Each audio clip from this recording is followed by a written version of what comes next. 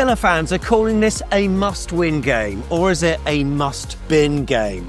Are the rubbish collection strikes still going on in Birmingham? Either way, if you're coming down, don't worry. Bring your rubbish, use our bins, it's absolutely fine. I don't think they'll take offence from the thumbnail, will they, Tom? No, definitely not. No, I mean, it's been a really good season for Aston Villa, so I don't think they'll have a problem with it, mate, and some of them puns were really rubbish. Welcome to the Back of the Net big match preview. We're an AFC Bournemouth fan channel. My name's Sam Davis. My name's Tom Jordan. And look, since the Birmingham bin strike started earlier this year, Aston Villa have been far from garbage because they've reached a Champions League quarter-final, they've reached an FA Cup semi as well. And whilst fans are possibly disappointed that they didn't progress in those two competitions, all eyes are now on the league. And with the Villains sat in a precarious 7th place, most of their fans are calling their match against the Cherries a must-win game. Truth be told, it probably is for us as well, especially if we want to achieve what we think we can. Villa's form away has not been overly great this season. Their home form has been key, but on their day, they are a match for anyone. But so are Bournemouth, right? And it's a face-off between two Basque managers who have styles which aren't that dissimilar. This one is a big one, and it's a vital game, isn't it, Tom? It is, mate. Yeah, I didn't expect this kind of feeling after our last fixture. I thought, no, you called it. You said 2-1. I did. So you're allowed to do a prediction at the end. Just Thank you. You know. Thank you. But yeah, it was a mad game, and obviously Villa got the win in the early game as well against Fulham, which we were pleased about because that was good for us. But yeah, as I say, it's a big game. Is it a must-win for Villa? I know what their last two fixtures are. Tottenham at home. Easy. Man United at Old Trafford. I mean, Easy. 4-0 on aggregate for us. So, I mean, you don't worry about our game. Don't we'll worry win about them it. too. But I can't help but like Villa. Yeah, I do. But hopefully they have an off day like they did in the FA Cup semi-final, which didn't help us one bit. So that put me off them, by the way. Yeah. If they can turn up against us but couldn't turn up against Crystal Palace in a semi-final, if Palace win the cup, Yeah. and we get Europe and then get knocked out of Europe because of it, Villa are gone to me. Because I like Villa and they're good on this channel. We've got a lot of good Villa fans, Very but they good. are dead to me. Well, look, before we begin, we need to go over the last game between the two sides, and that was a glorious day in the sun, late October, and it involved yet another last-minute goal. Here's what happened.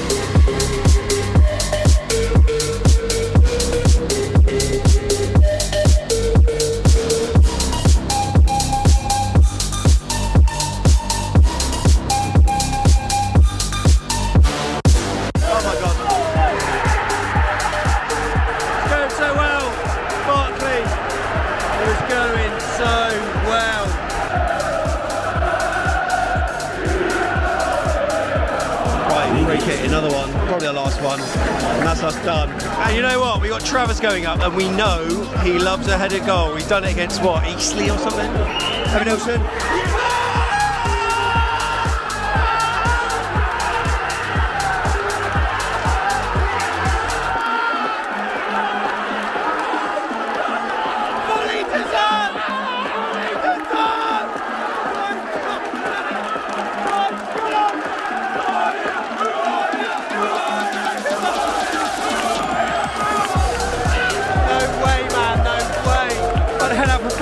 And then that happened. On the Cherries! 1-1 then, and Evan Nilsson popping up right place, right time, Tom. That was an interesting game that sort of came alive in the second half, didn't it? It did. I'll never forget that one. But yeah, it was a weird game because looking back and you go, it doesn't feel that long ago, but Unal started up front. Did he? Yeah, and because Ever come on, and Travers had a worldie in goal. Do you remember? I always remember a save from, I think it was an Onana header. Yeah. Hell of a save. And he was keeping us in it.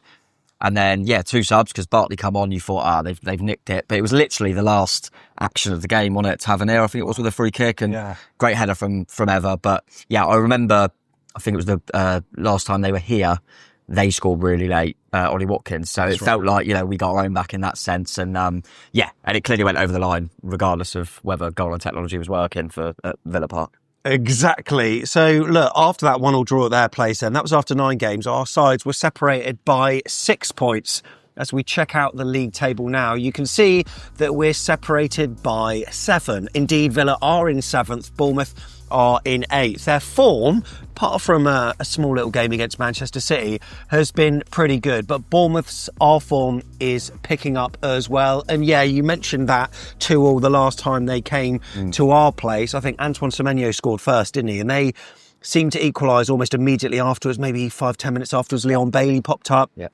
Solanke made it 2-1. And late goals is definitely the theme. I think Bournemouth are up there. We'll go through the stats later on for late goals this season. Not least helped by that match that we won at Everton, 3-2, I'm sure. But yeah, Ollie Watkins, and he's a man that we have to be maybe thinking about because Rashford might be injured for this one. Yeah, I think he's done now, Rashford. But yeah, Watkins, I remember it was a really good late header on it. And frustrating it. That nearly hurt me as much as that Rudy Gestede header. Do you remember that? Our first ever Premier League game. And we battered them that game. We battered them, we were brilliant. And then we thought, to be fair, we've done well against Villa, a good side, and they were awful that season, weren't they? They were relegated. Yeah, it was Sherwood, wasn't it? And I think that might have been their only away win. You're joking. But yeah, that Watkins one, it was frustrating for us, but I remember thinking that was a hell of a header in the last minute. And that's what they can do. They've done it a few times this season. They have got them sort of players, them bits of quality they've added to it as well since then. So, you're talking about Bailey there, who I thought was really good on the day. He's struggling to get any minutes for him at the moment. So, yeah, they've definitely elevated a little bit, but so have we. So I think it's always quite a good game between the two sides. Fair amount of draws as well. As we saw that league table, there is a chance that we could actually overtake Villa. I mean, the gap would shrink to 4 if we got the result, but who knows? Look, Bournemouth have actually won 7 of their 13 Premier League games this season against teams starting the day above them in the table. The highest win rate of any side to play more than one such game this term. So there's a good stat for you. But let's check out the form table. And it's got to be said that in the last 6, Villa have been pretty good. Look at that. Played 6, won 5. Although Bournemouth have crept up the table thanks to that win at the Emirates, that famous win at the Emirates. We've gathered 9 points from our last 6 matches as well. There's also the home and away tables to think about as well. We're at home. We're 11th in that table.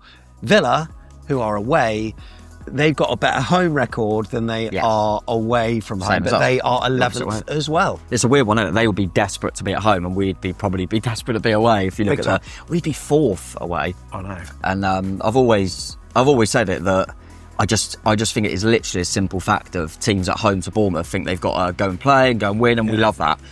Whereas when we play at home, teams are a lot more happy to let us have the ball. I would like to think, I mean, obviously Emery's a good manager, do his own work, but I'd like to think Villa are too good a footballing side to just sit back. Oh, yeah. So that could suit us in a weird way. I think, the type of game that we don't like is Leicester, but we'll see what happens. If we're in it at that point, I think we'll get it done anyway.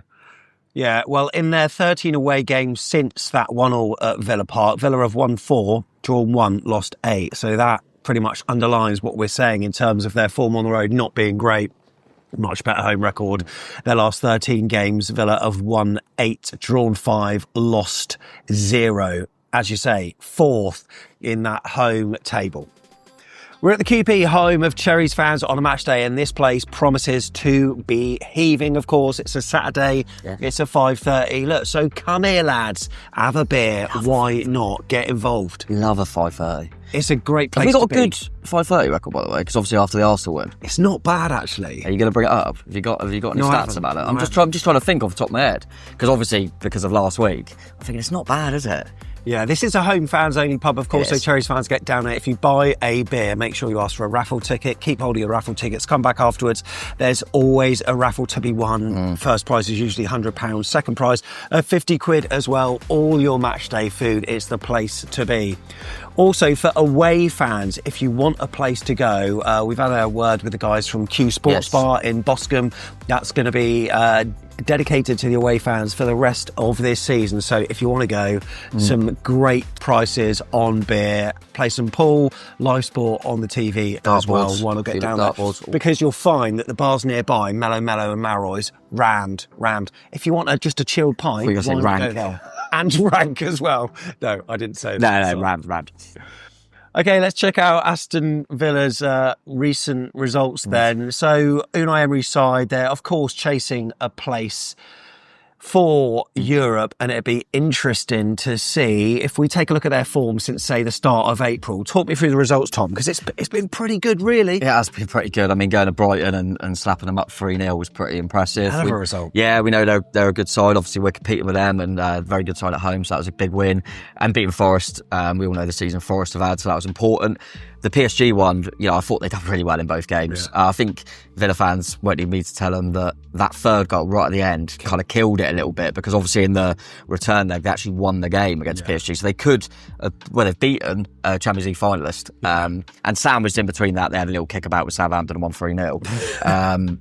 Smashed Newcastle. I forgot about that. Yeah. They absolutely smashed. But no, Eddie was there. Eddie was ill. Yeah. So, Tyndall couldn't get the result there. But yeah, that was really impressive. And the City game was okay. I thought City had an edge on Villa, but I thought Villa played it quite well. And it was quite a late goal. So, again, no mean feat there. So, as we said, and obviously the recent one against Fulham, they were the better side. So, all of that, it sounds brilliant. And then the only one we needed them, they lost 3-0 to Crystal Palace in the Cup. Thanks, Villa. Cheers for that. And then, their last game, the Fulham game, 1-0, like you say, against Fulham. Just had an edge on every time I've watched, because they've been on telly quite a lot as well. And every time I've watched them, it's like they've had an edge on all their opponents. And the Palace game seemed like a bit of a weird one, annoyingly for us. But I think Palace deserve credit as well. They've been brilliant in the Cup.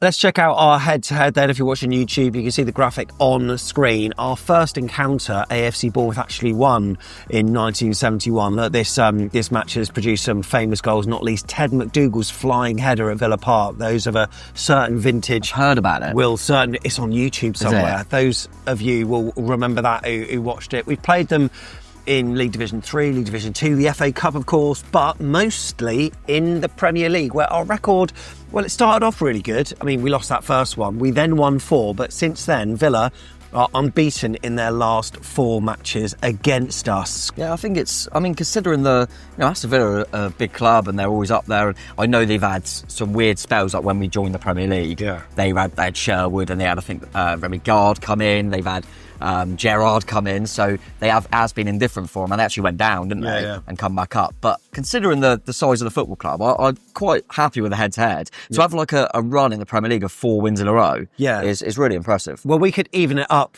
this weekend, because at home against Villa, we've won 3, drawn 1, lost 2, but in all competitions, won 5, lost 6, drawn 3. So to level it up, we just need to claim another scalp. So how will the game go then, Tom? I mean, I've been impressed with what Unai Emery's done at Villa. It's been absolutely superb. Ollie Watkins is always a menace against us, so we've got to be wary of him. We've got to worry about Cherries' reject, Morgan Rogers as well. We spoke about him being not very good for us, but that was under a manager that didn't like to encourage flair football, say the least. He was probably a little bit too off the cuff for someone like Scotty Parker, but I certainly didn't see this coming. Thought he might turn into a decent player. He was only a kid, but hell of a side. And Emery obviously and Villa saw something special, and he's been brilliant for him.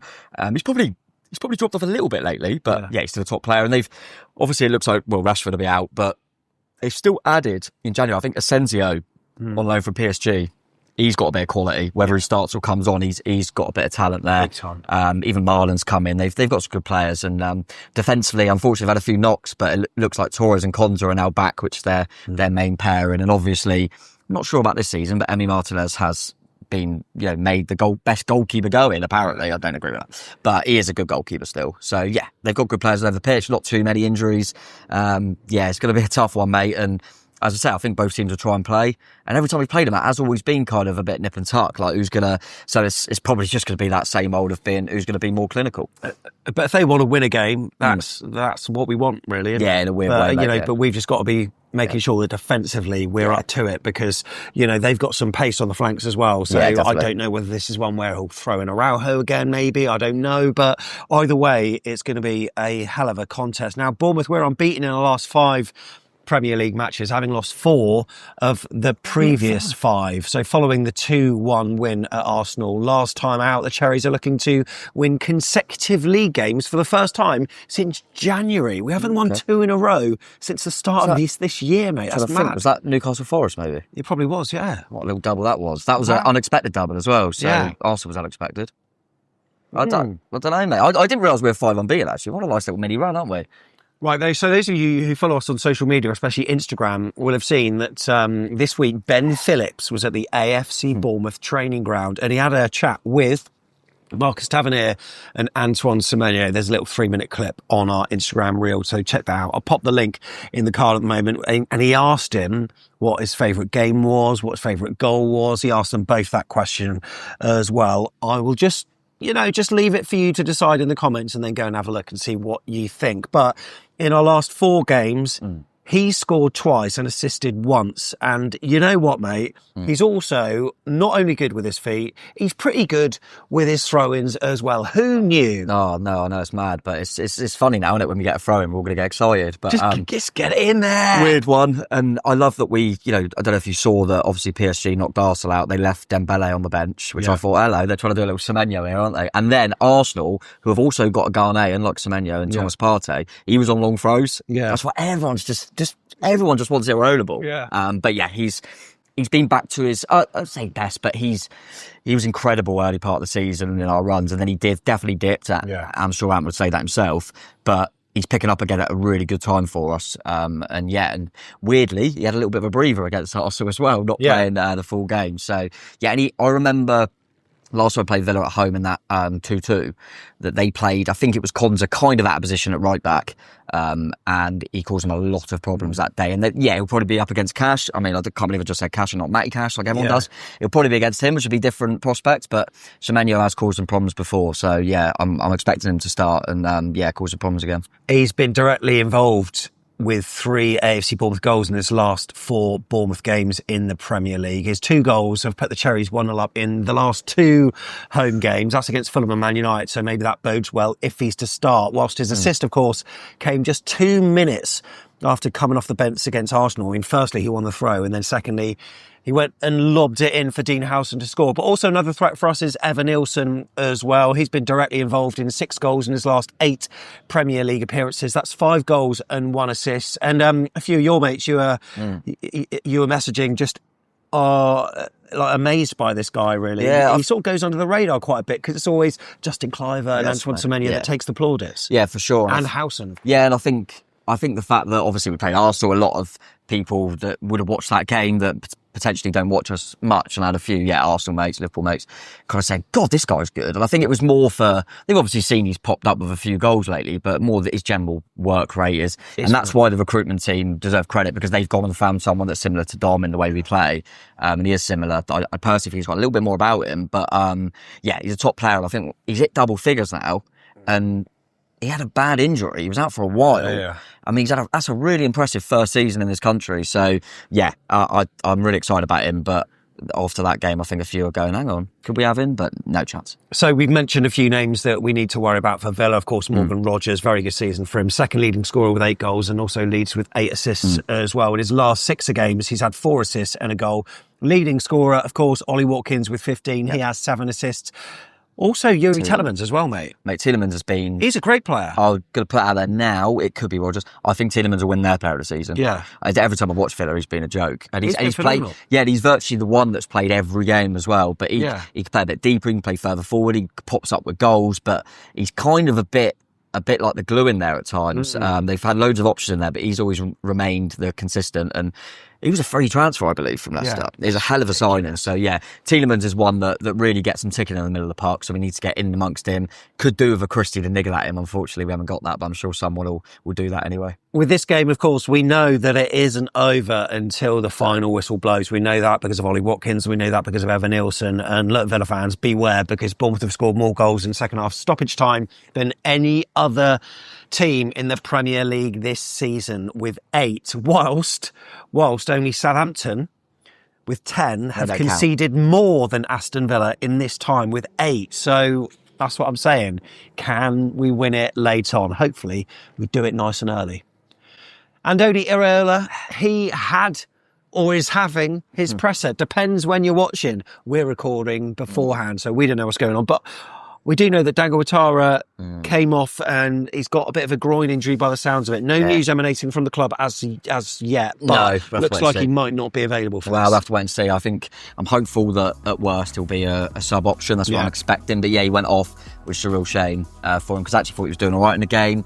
He kind of comes and goes, but he's had a good season, mate, and he's so important because he can play in so many different positions as well, and his energy. So hopefully he's available. I'll take it if he's available as a sub option. I quite like him off the bench anyway. But yeah, he's obviously a fresh one that we'll have to look out for. Don't expect Cini to be back, and obviously Christian who now is still out. So yeah, the usual apart from that, really, mate. As for the Villa team news, Marcus Rashford is their only player out injured. They're hoping that he could be available for 1 or 2 of the remaining games of the Premier League campaign. Not 3 though, so look, he's not going to be available. So you know what, we'll take it. We'll take it. I wouldn't have been too bothered if he was available, to be honest. Just personal preference. I don't think he's up to much. I think he does a lot. I've watched Villa a few times. I can see why Villa fans have gone, oh, he's quite good. But I just think he does then things that gets people off their seat, which I appreciate. But then most of the time you think there's a good run there, he's just cut in and smashed it just over. Yeah. Is that really good? And yeah, I'm not sure. And I think it's taken Watkins out a little bit. Yeah. Not sure. But yeah, he's obviously missing. But obviously that's the only player injured. But I'm sure Tyrone will pick something up. I think Ollie Watkins and... he didn't hear that, did he? Huh? I said I'm sure Tyrone Mings will pick something up. So they do have another injury. Oh. I mean, he's got to get out of the car and stuff. You know what I mean? Tyrone Bings. Yeah, very good. I mean... Ollie Watkins was obviously angry. There were some media soundbites that suggested that he was a bit dismayed that a few starts were given to Marcus Rashford over in big games as well, PSG, where he's done so much for him. But yeah, listen, I personally, I'll have to wait and see. I don't know Villa like all the Villa fans watching, but I think he goes. I think he'll go. Seen a lot about PSR with Villa, that they need to sell players, which is mad, by the way. Just it's the same as Newcastle. How are we going to get rid of this big 6 when you can't compete? Yeah. But yeah, I think if they're going to cash in, which it sounds like they might have to, I think a team like Arsenal, we need a striker, will go for Ollie Watkins personally. That's why Champions League's so important for them. It's the extra money you can bring in. Yeah, definitely. We reveal. By the way, Tom, I'm going to tell you who the referee is without even asking you if you want to know. Can I just quickly say, you know that we've spoken a little bit about the Champions League and the PSG Arsenal game. It didn't matter. Did you see the penalty PSG got? Yeah, I did. Jesus, just... Game's gone. Stuart Atwell is in charge this weekend. He took our home games against Brighton. Lost. And Manchester City. Won the league. Yeah, in the league. And away against Everton. Ooh, lovely. And also Newcastle United. Coming at us. Pretty good, eh? Oh. Let's do a play for both. Come on. Right, if you're watching YouTube, you can see the graphic on screen. Yeah. If you're not, we're going to read out the initials, and they're roughly in the same positions. I've tried to throw in some curveballs because most of these are fairly obvious. I was going to name one of the female goalkeepers that has actually played for both as well, Kosinska, but I decided not to. She's at Bournemouth at the moment. But I've gone with the goalkeeper, AM, who I've mentioned before, whether you can remember. He was only on loan with us. Right, so he was at Villa. So I'm just going to... This says AM. Yeah. In my head went, right, I know 2 goalkeepers that play for both, and neither of them are AM. So David James and Orion Nyland, is Correct, that right? Yeah. Don't talk any more about Nyland after that goal against Sheffield United. AM? Yeah. You've said him before. Yeah, I have said him before. Have I seen him, Jack? My era? Okay. Just. Go on. Andy Marshall. Oh, you have said that. He was on loan for a few games. Andy Marshall's Andy Marshall's. Right. Okay, so I've back 3, right? It's not going to be a back 3. These are not never. Really. I mean, these are all back 4 defenders, right? Well, I know LR is Liam Ridgewell. Yeah. Because that's why I like the Portland Timbers in the MLS. Oh, yeah, very good. Yeah. J.O. Yeah, I mean, J.O.C. J.O.C. Yeah, with a little apostrophe after the O. Is it James O'Connor? Yeah. Did he play for Villa? Yeah. I didn't know that. I remember he was at Doncaster, where the bold guy, right back, S.T. Yeah. Struggling there. You just put a really ropey on it. Who's S.T.? S.T. He's an infamous Villa defender. Was he Sean Teal? Yeah, Sean Teal. Yeah. Very good. Have you seriously put Tyrone Mings at right wing back? The reason I've done that, he played one match for Ipswich in the FA Cup at right back. But right wing back, well, Tyrone Mings, yeah. Okay. Left back? I can't believe he's been past fit to play in this game. JB is Joe Bennett. Yes, he is. Midfield 2, right? One of them is more of a winger, but I've put him in there. And what are you going to go for? Come on. AB is Amani Birchall. Yes, That it was is. big from me, by the way. Yeah. I was at his only Bournemouth game that he played, by the way. Huddersfield, like COVID time, wasn't it? Yeah. And they signed him. I don't know what's happening with him. MS alongside him. MS. I'm still... Michael Standing. I didn't know he played for him. I think it was Bradford. He's pretty rubbish, isn't he, actually? He might not have even played any games, but he was on the books, right? We'll take it.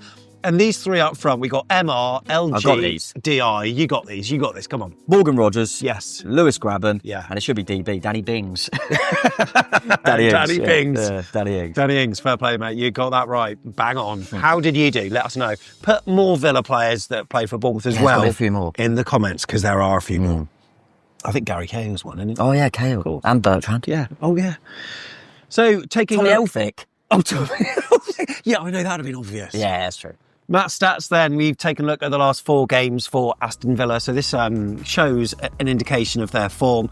2 home games, that's Newcastle and Fulham, 2 away, Southampton and Manchester City. Villa have 3 wins and a defeat to their name, 9 points, scoring 9 goals and conceding 3, although Villa did have the better of the chances at the defeat at Manchester City. On screen on YouTube, you can see the comparisons between the actual goals and the XG. The average positions of their starting lineups can be seen on screen. The formation does change noticeably according to the strength of the opposition. So at Southampton it was very aggressive, whereas of course against Manchester City it was defensive and looking to counter. What will they do at our place? It'll be really interesting to see what they get up to. Also, the following plot compares the summary stats of Villa and AFCB over the last 4 games. All attacking statistics are notably in Villa's favour, as are big chances and goals scored. But defensively, things are a little bit more equitable, with Bournemouth having faced more attempts but conceding fewer goals, with big chances conceded being equal. And then the possession percentage, very even, although Villa have a higher pass completion rate.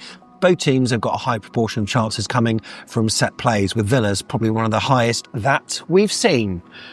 So let's predict the teams, and Tom's going to do it right now. Let's go. Right, we'll start with Bournemouth then, mate. What are you up to? 4-2-3-1? Yeah, I'm going to make a few changes. Yeah. I'll try and show you my workings out. Okay. Kepa Arrizabalaga, obviously in goal. I've got a feeling that he played obviously Araujo in the last game at right back against Martinelli. I've got a feeling that he didn't bring Smith on because he's waiting for this game. I'm going to go Adam Smith back in, fully rested, put him back in at right back. Zabadi and Howson, centre backs with Kirk as left back. I'm going to play Adams and Cook in the middle. Semenyo's come back in, so him and Tav will probably rotate both sides. But obviously, I expected Semenyo to probably come back in, but the reason I'm going in for Dango is because of obviously Dango got that knock, so I think if he's available, he'll be on the bench.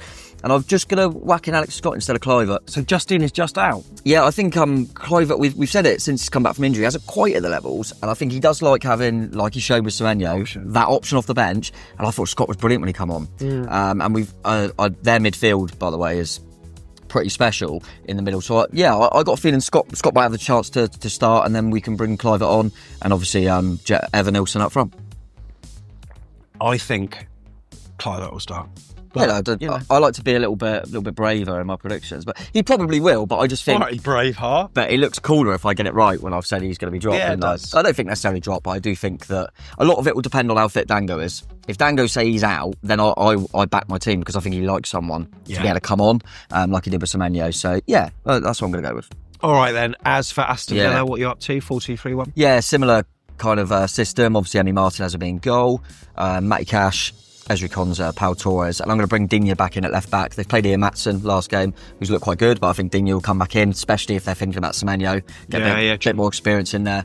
Kamara and Tielemans in the middle, and then the 3 behind Ollie Watkins can kind of all rotate. They seem to start with Rodgers kind of wide, McGinn tucked in on the left and Asensio in that 10, but obviously McGinn can quite comfortably come central and Rodgers can come central, so it's quite expressive that 3 behind Watkins. I think I'm going to go with that. There's a chance of Ramsey. Obviously they've got Bailey, they've got Barkley, they've got Anana, they've got loads of options, mate, but that's what I'm going to go with for them. But I think regardless whatever team they put out, it's going to be pretty strong. Do you remember what happened the last time Barkley played at D Corp? Was that no, he must have played since then. Are you thinking of the Everton game? No, Luton. Oh, God, yeah. 4-3. He did score. He did score. He scored the 3rd, I think, didn't he? Yeah, but we won. What one was I thinking about, by the way? What game was I thinking about? The 3-2. No, then 3-3, sorry. yeah. So when Barkley plays at our place, goals. Yeah, goals. And we normally come out of it the happiest side. Let's hope that doesn't happen this time round. Right, predictions. Let us know what you think the score is going to be. Put it in the comments. We'd be interested to see what you say. I'm interested to see what Tom's going to say. Tom, this one reeks pongs. It's got a stench. It whiffs of a draw.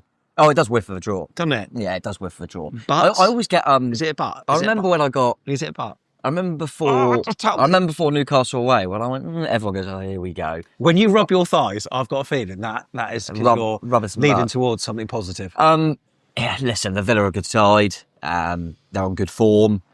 Does a draw really, I think, would be a good result, even though in context. But I feel we're going to do them. I got a feeling. What? Got a feeling. It's never going to be by anything more than one goal, though. Yeah, it could be. I'm going to go 3-1 Bournemouth. I'm just going to... When you do this, it's when it happens, by the way. I remember when I went... You remember when we were doing our little predictions for the run-in? Yeah. And I went, we could nick something. I asked you, and 1-2-1. All right? I'm going 3-1 Bournemouth. I think... Come on! Everything points to a 1-1. Yeah. And that's exactly what I'm going to do, hoping that we win 2-1. So 2-1, really. And then, but 1-1.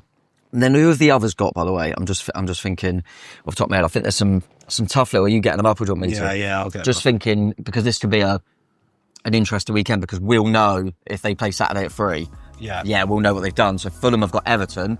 You probably expect Fulham. Yeah. So we'll know that. Brentford are at Ipswich, should win that. Brighton are at Wolves, that's a tricky game.